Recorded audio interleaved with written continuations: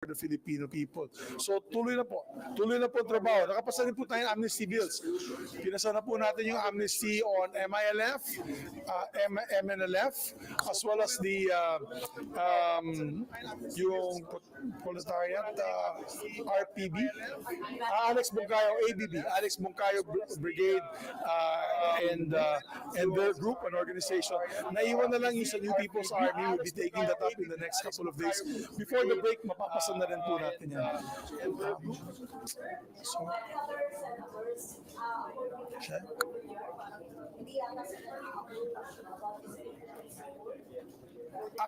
Kasi hindi naman ako, not personally, I'm not the one moving around with the document. Maybe I can ask those who are moving the document to see them.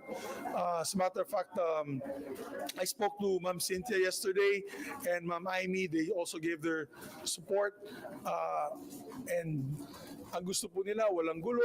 Alam mo, maraming challenges po ang hinaharap ng Senado, ng politika na yon, ng taong bayan, lalo na yung mga kababayan nating hirap at gutom sa buhay. Dapat magpakita po tayo ng solid show of support to the institution. Not just to me, it's to the institution na hindi tayo nagkakagulo. Yung clarify lang, yes. Si galing sa inyo, si statement of support, kanino po galing and why is there a need for that, sir? Kasi lagi sinasabi, chismis lang yung po, pero bakit kailangan, sir, may statement of support? Well, maraming haka-haka, chismis na papalitan daw ako, ikukudita daw ako, online, on mga social media sites. And I think my colleagues, particularly my core group, like for example, Senator Joel, Senator JV, Senator Angara, Senator Nancy, Senator Po, Senator Lauren, we all met one day and said, they all met one day and sabi nila, actually nasa Cagayan de Oro ako noon. I was not here. I was in Cagayan de Oro. Nagpaikot sila ng manifesto of support. So nagpapasalamat po ako sa kanila. And because of that, many more senators, of course, wanted to show signs of support para matigil na po yung usapin na kudeta. So we can focus on the issue at hand, which is how to pass legislation that will help uplift the lives of Filipino people or Filipino people. So, sir, meron talagang nagtatanghang unseen kayo?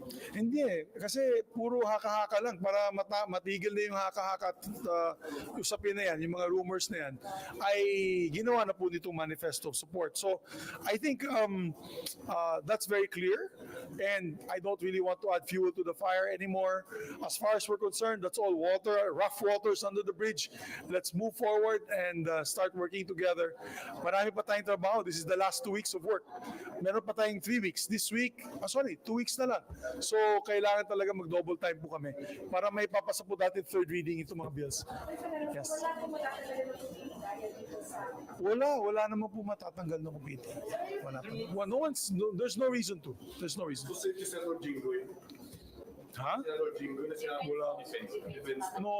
No. There's no revamp for any committees. There's no such thing. So, naniniwala ka na outside Senate nag-give pressure dun sa... Maraming talagang outside pressure from pressure from outside. It may be because of charter change. It may be because of I don't know. I can't speculate. I don't want to speculate. I don't want to make a guess. But that's par for the course. Yan po ay kasama sa trabaho natin. Naalala ko nung majority floor leader ako ni Senate President Soto. Ganun din ang intriga sa kanya. Binubugbog din siya. Ako yung taga-console, pacify dito sa Senate floor. Ngayon ako naman yung nasa hot seat kasi ako naman yung Senate President. So medyo mabigat na trabaho ito. Pero it comes with the territory. It's part of the job. What's important is we don't lose the sight and focus of helping our people get better lives. Yun lang po, gumandang buhay nila.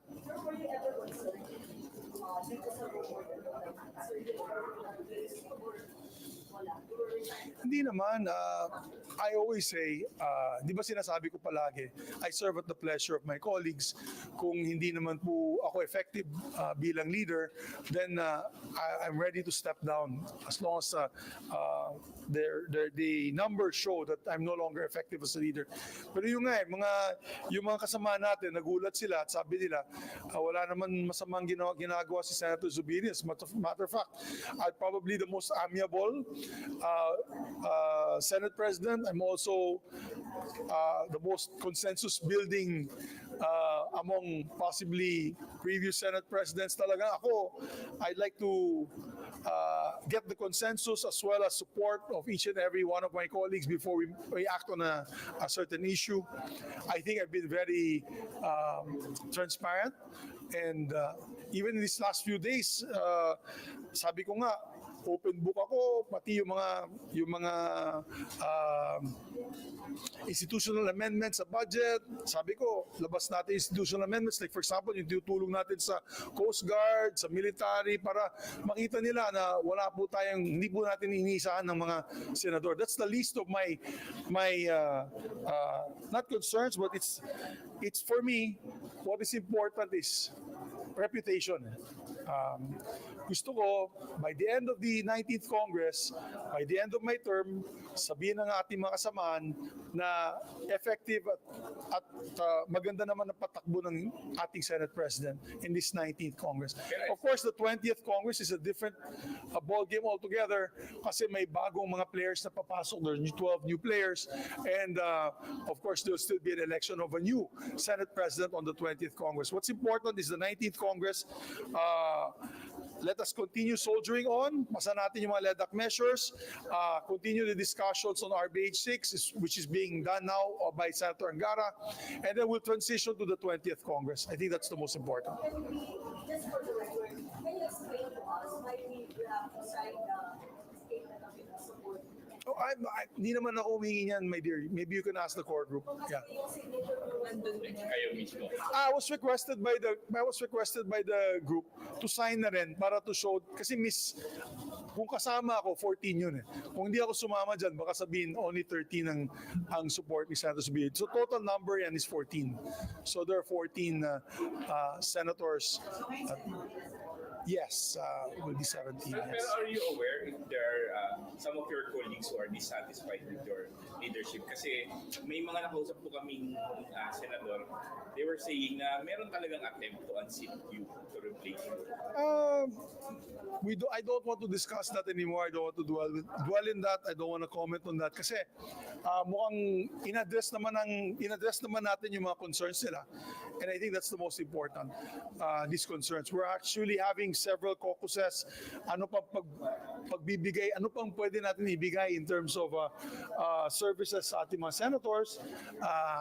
And of course, kailangan siguro continuous consultation with the senators. So, wala naman, I don't see any problem, and as seen by the manifesto, they're happy naman with my leadership. Maybe so, anong concerns yung na-address niyo? I guess maybe dahil nga sa stress natin in the last few months about yung charter change, yung EI, yung People's Initiative, siguro sa stress po natin, hindi po natin sila nakakausap kagad sa mga concerns nila.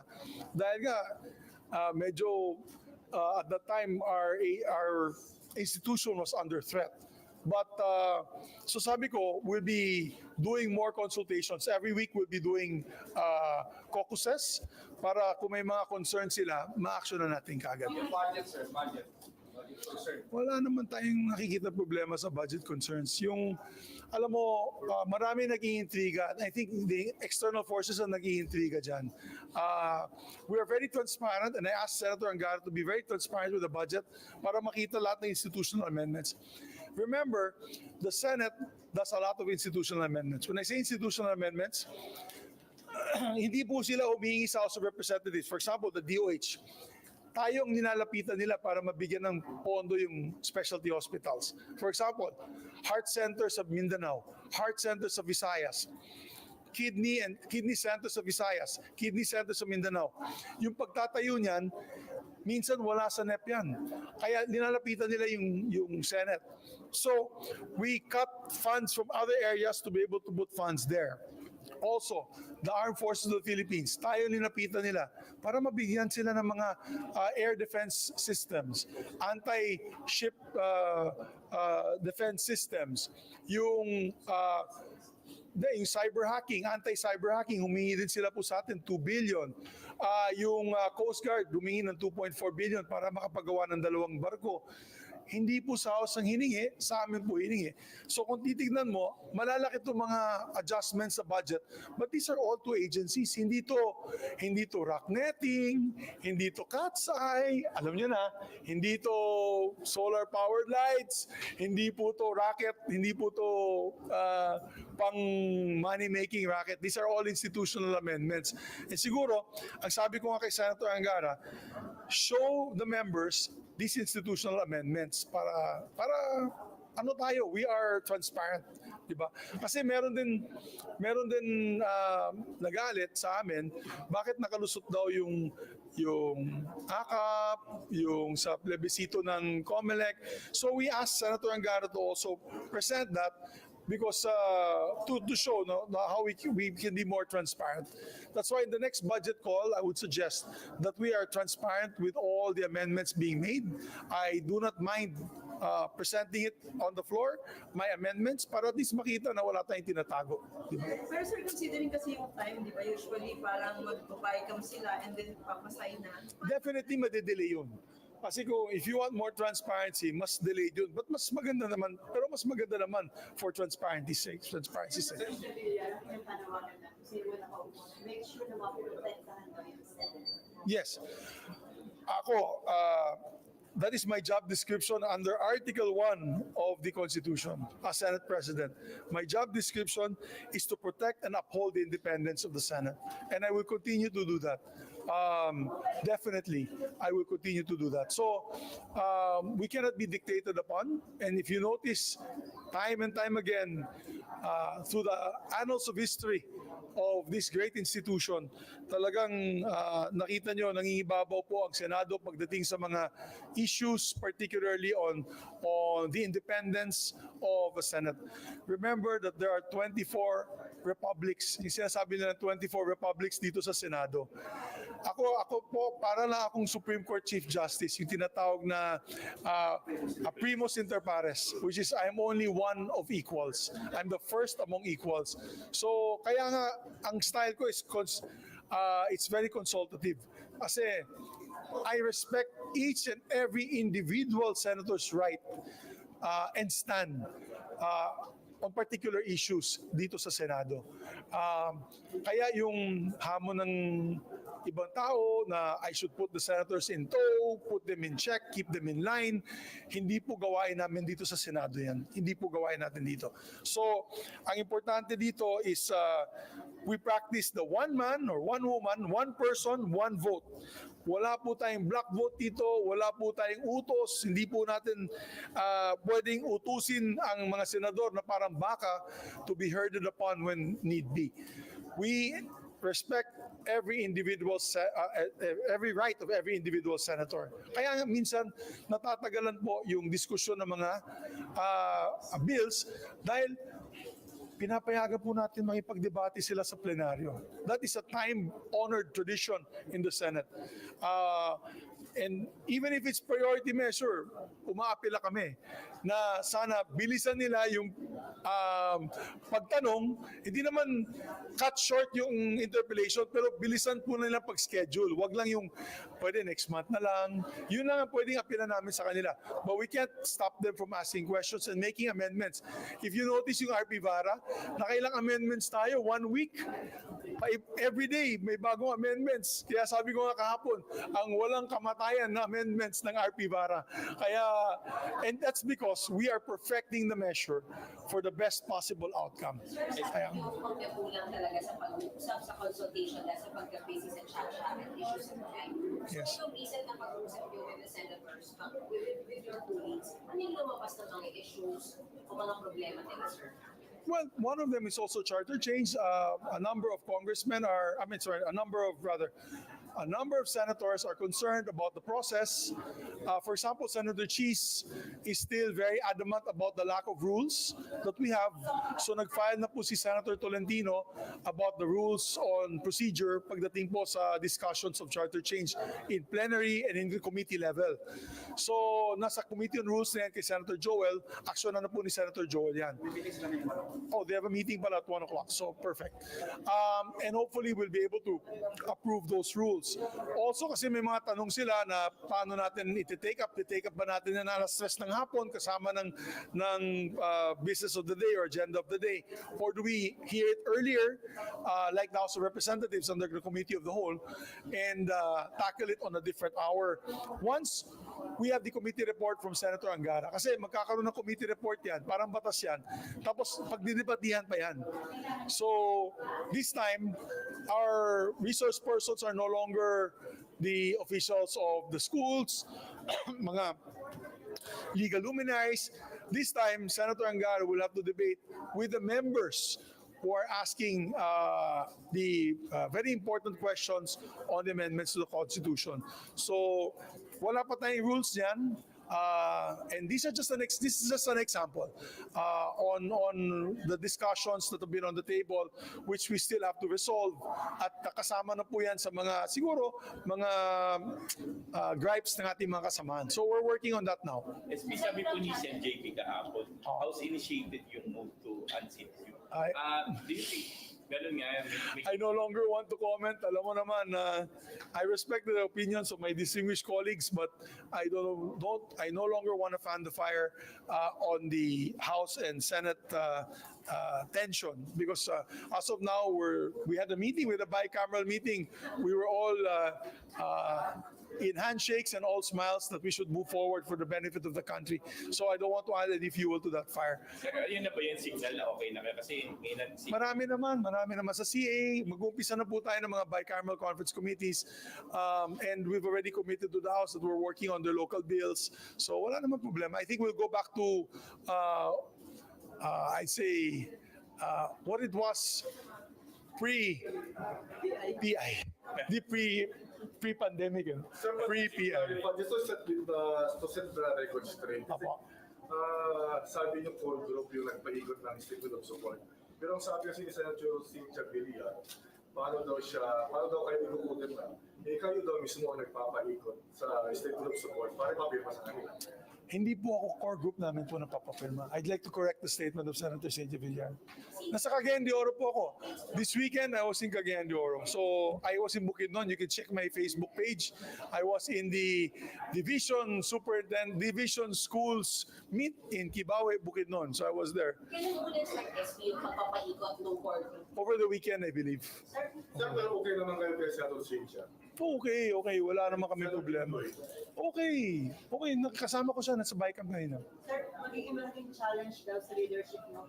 Paano makakamaster ng numero para suportahan yung RBH 6, considering na meron na nagsasabi na pito na daw sila na magtutuwa sa challenge. It's a challenge. So this is a big challenge. It's a big challenge. Kasi I think yung away ng mga kaibigan natin sa House, dito sa mga kaibigan natin sa Senado, isang factor din po yan. Kasi nagkakaroon nga ng trust issues.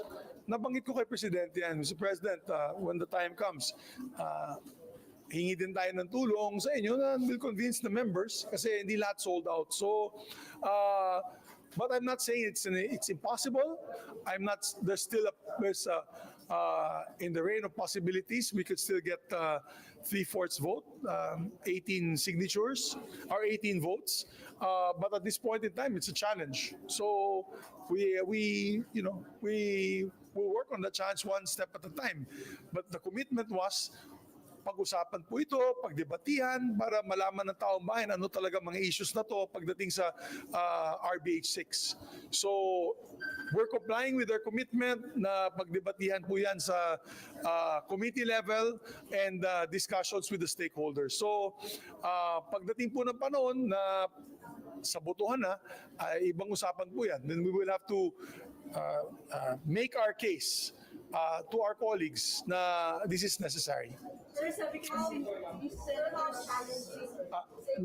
Si Ma'am muna kasi nauna pong taas namin. Sabi ni Senator Cynthia, ang inaano kasi once na open, baka hindi na mapigilan pati yung political. Yun nga kaya importante na maayos natin yung rules tungkol dyan.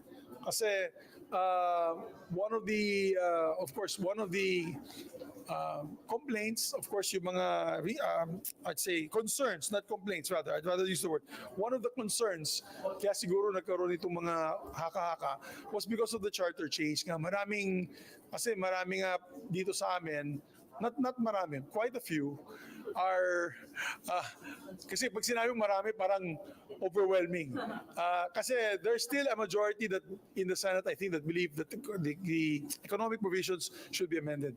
A majority, but there's not enough for 3/4. Now, those concerns of some, okay, are because nga, it might be a trap. Diba? It might be a trap for voting as one. So that concerns have to be addressed, and we're doing that with our rules. And definitely konting trust issues. That's why we're appealing to our colleagues in the House of Representatives. Let's slow down on the rhetoric against each other kasi it's unnecessary noise. Hindi naman po kailangan yan. Let's slow down the rhetoric against each other. I think we should work together for the common good of the country rather than burning bridges. And if you notice kami dito sa Senado, medyo na po kami, back to regular programming, nagtatrabaho na po lahat kami dito. Pati yung mga black prop na nakikita nyo sa social media pages, dapat sana matigil na kung sino gumagawa niyan. Kasi it just fuels the fire, and because of that, there will come a time that there are certain trust issues that we have to face. And yan ang napakahirap. Baka nasunog na yung tulay, mahirap na. Thank you. As always, as of ng RBH, nag-start na po kayo, Sir Magkento, kung sino yung mga possible na bumoto ng PS or I would just say there's still a majority of senators that are okay with the economic provisions. There's just kind of that question or that concern that it might trigger a voting as one issue or justiciable issue. So we're trying to, yan ang inaayos natin na yun para masagot. Pero again, as I said, as I answered Ate Sally, it's a challenge. Challenge po sa liderato yan. So it doesn't help na nag-aaway yung dalawang kongreso. Kasi gusto po natin, medyo may konting katahimikan, konting tuloy natin yung ceasefire para sa ganun, we can start our work as members of Congress. Like the BICAM. Ganda-ganda po ng BICAM kanina, and then I believe we'll have several other BICAMs this week. So that's a good start. CA po tayo na yun. So I'll be seeing 12 other congressmen here this afternoon. Sir, sabi ni Senator Coco, galingan daw yung pagdidepensa sa RBH 6 para makumbinse yung mga Yes. Ganun yun. That's the idea. Yan po yung idea dyan. Sinabi ko, di ba, we practice one man, one vote here, or one person, one vote. So, hindi porket inutos ko sa kanila, gagawin nila. Alam mo, pag inutusan ko silang gawin yan, mawawala talaga ako, Senate President. Maniwala kayo sa akin. I will no longer have the trust and confidence of more than 14 senators if I force them to vote on the affirmative. Again, I said, I'm only like primos inter pares, I'm just the first of equals, and we will respect them on their vote. So, ang gusto lang po nila, transparent, gusto po nila fair, na ating mga kasamahan, and then when time comes, then we will see how, if we convince them about the economic provisions of RBH 6. Ano, pagdating ng botohan, hihingi ko kayong tulong kay DDM to convince. No, but I mentioned to him. I didn't ask him. I just mentioned to him that there may be a problem, and so we're still trying to convince other people. Let me correct that statement earlier. No, I didn't ask his help because this is a totally amendments to the Constitution. And let me correct that what I said earlier. Amendments to the Constitution is solely the prerogative of Congress, as well as people's initiative. So kung done properly, if there's an enabling law, it can be done and done properly, that's the only modes that can be, and CONCON of course, that can be utilized to amend the Constitution. So, ang bangit ko na kay Presidente, it may be challenging kasi nga may mga kasamaan po tayo na ayaw talaga nila ng charter change. So, ayun na po. Wala po tayong hiningin tulong sa kanya because it's more an independent issue by Congress and the Senate. Kailangan sabi niyo, supportado naman kayo ni Senator Sylvia Villar and Senator Ivy. Pero ba't Yes. wala akong signatures? I'll have to ask the core group about that. Nilapitan naman namin po sila. I think there's another meeting kasi yung kay Senator Cynthia, concerned talaga niya charter change. In fairness, lumabas naman siya officially. That is, she's against charter change, right? So, I think her issue with our leadership na is tinutulak natin itong RBH 6.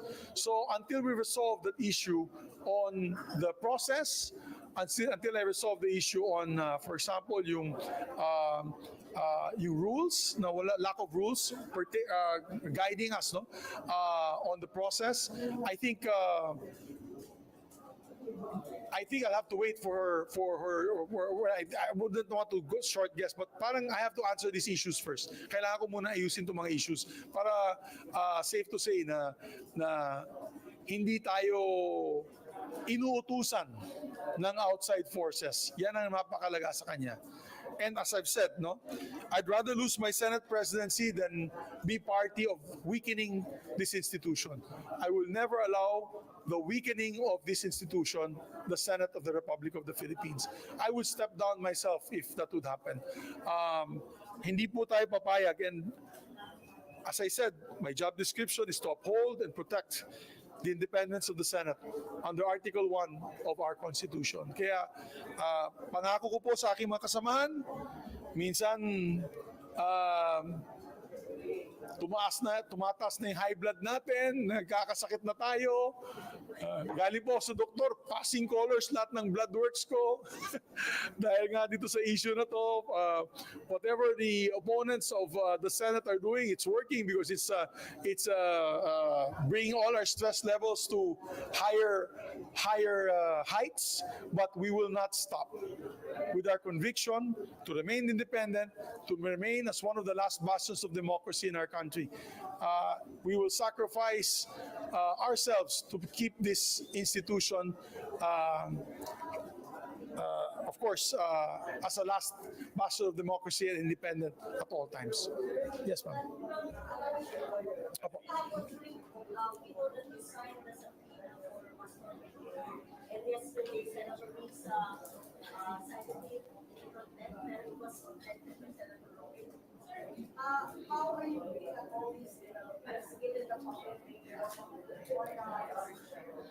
Well, I have to wait because according to Senator Robby, kinauso po siya na makakakuha daw siya ng majority of the committee members to overrule the order of the chairperson.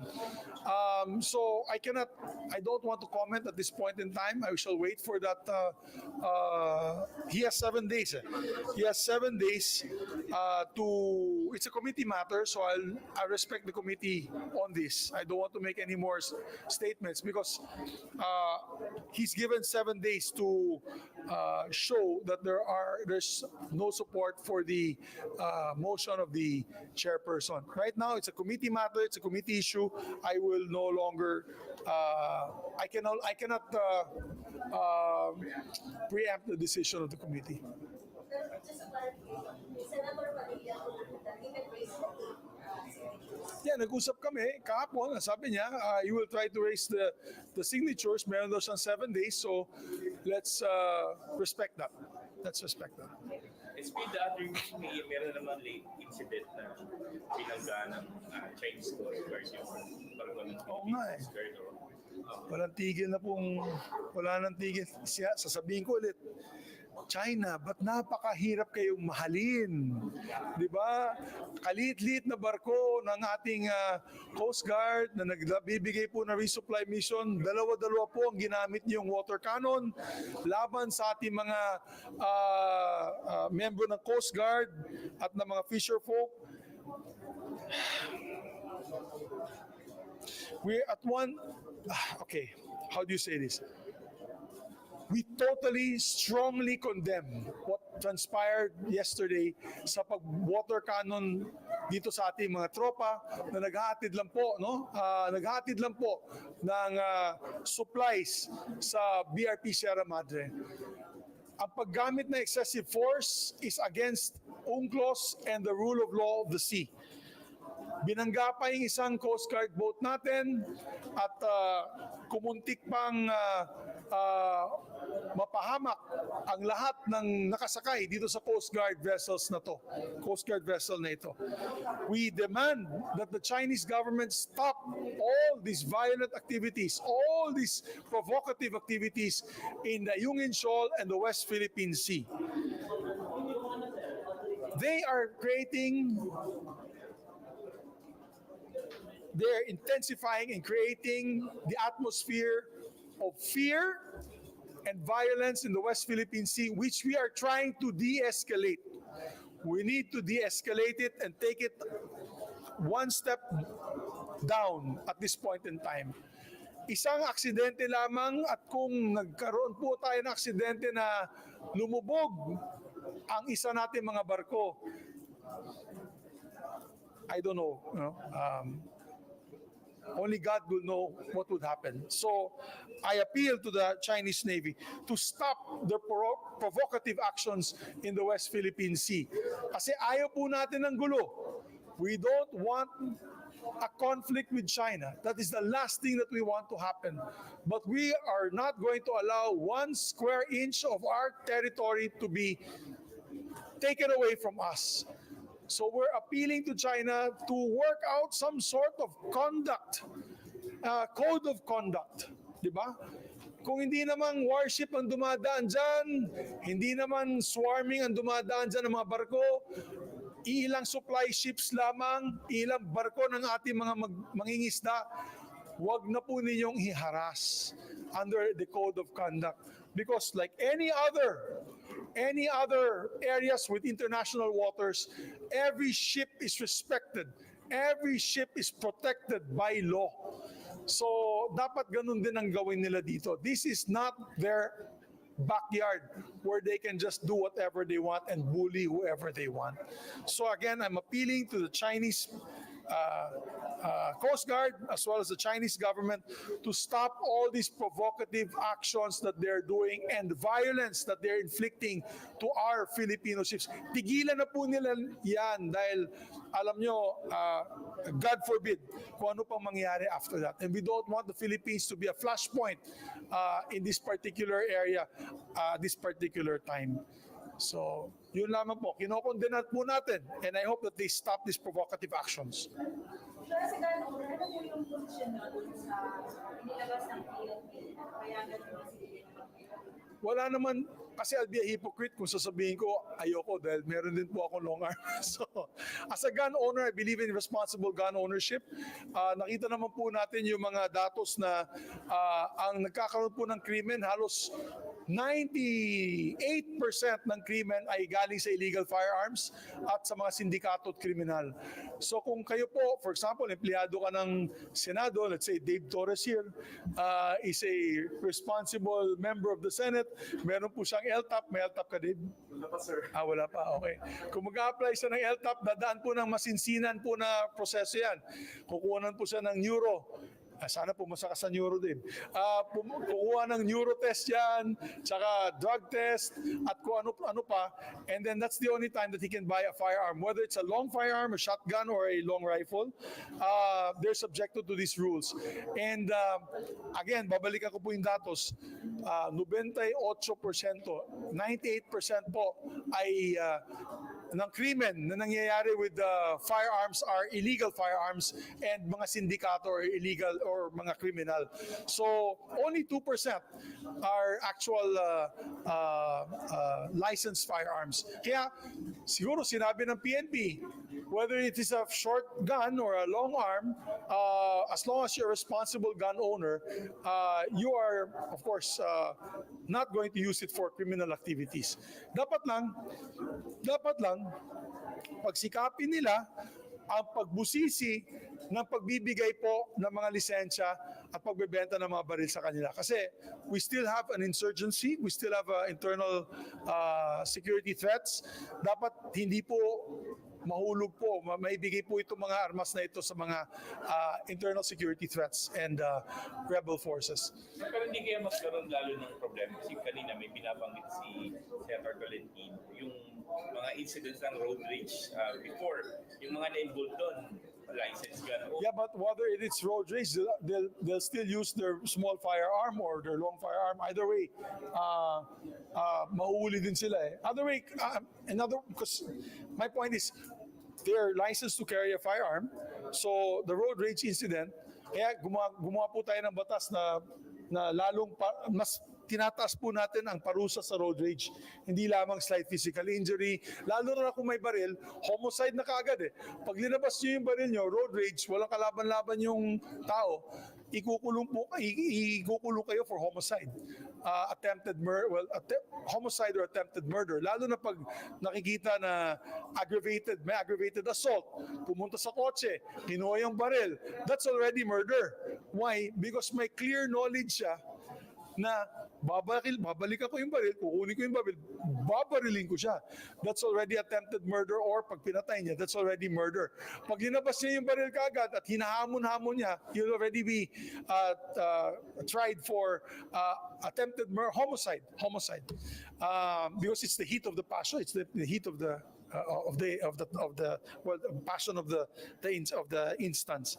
But kaya, yung sa road rage incident, kung talagang may psychological problem yung mama at gagalit siya, ilalabas din niya yung baril niya, whether it's a long arm or a side arm. So what is important is the indictment, the penalty na hatulan sa kanya. Is there a need to review yung IRR before the PNP allows civilians? Well, I leave it to the PNP for their better judgment kasi may mga datos naman sila pagdating sa criminality. Ang fear with some raised ni Senator Bobby and Senator Ivy was yung likelihood na magaya tayo sa US, especially given the fact na hindi naman lahat ng police natin ay capable of preventing an individual who produce. I think malayo pa tayo sa Amerika. Iba yung sa Amerika, yung mass shooting incidences nila doon. It's more psychological in nature. Dito sa atin, ang only concern ko siguro kung maibili at magamit ng mga rebelde, di ba? Other than that, wala po ako nakikita mga tao na pupunta sa eskwelahan, biglang mag-open fire ng mga long rifles.